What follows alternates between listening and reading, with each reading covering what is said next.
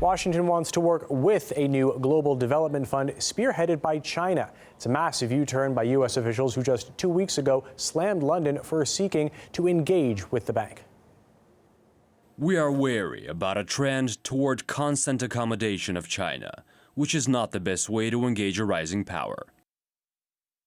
The response of the US government exhibited nothing but a childish paranoia towards China.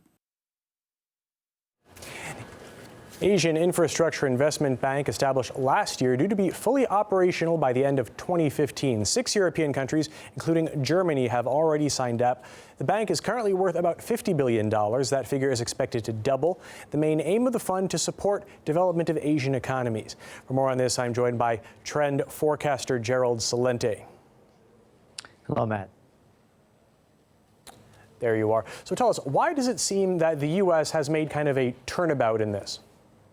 Well, they're being left out of it, and that's why. You're looking by next week, some 35 countries that are ready to sign on.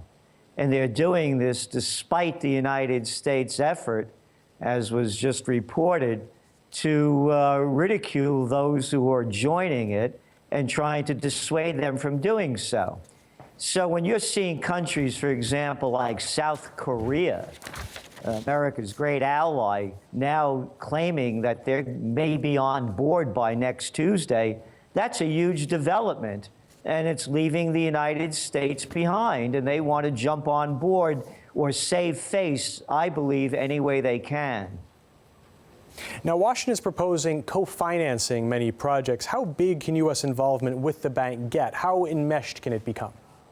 I don't think it's going to become that enmeshed because there's a lot going on here, Matt. For example, China has been excluded from many details of gaining importance within the World Bank and the IMF. And they've been really held down, so now they're doing it on their own. Strategy, for example, in the East, it's pivot to Asia. But America's pivot to Asia has been a military one. The business of China is business. The business of America is war. And America has lost its credibility with many of these institutions, again, by keeping China down, not giving them the voting power that they've been requested, and other interests that they have. So when you look at the new Asian Infrastructure Investment Bank, it's anathema to what America is. For example, infrastructure investment.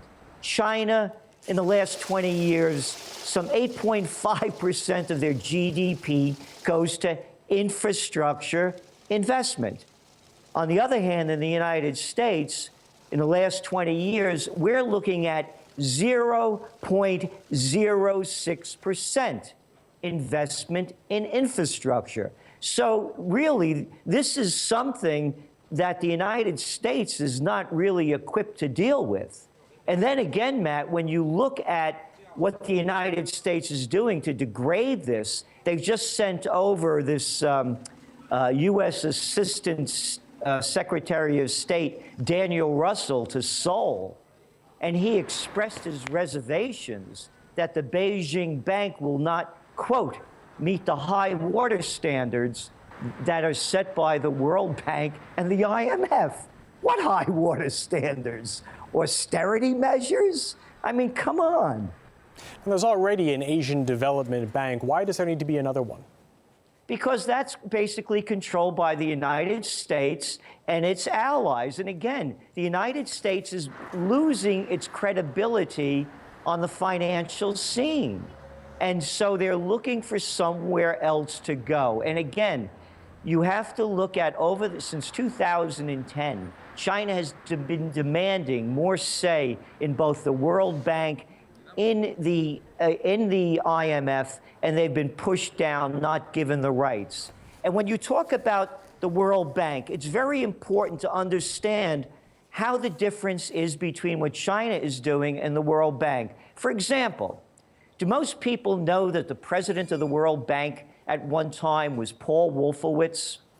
Paul Wolfowitz was the Deputy Secretary of Defense that was one of the great pushers and providers of the Iraq War. And he also wrote the famous Wolfowitz Doctrine that should be a joy to everybody in Russia.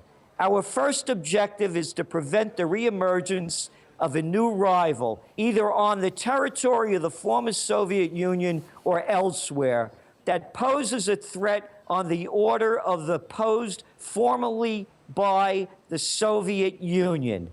This is a dominant consideration underlying the new regional defense strategy and requires that we endeavor to prevent any hostile power from dominating a region whose resources would, under consolidated control, be sufficient to generate global power. That's the World Bank. That's the people in charge. As I said, the business of America is war. The business of China is business.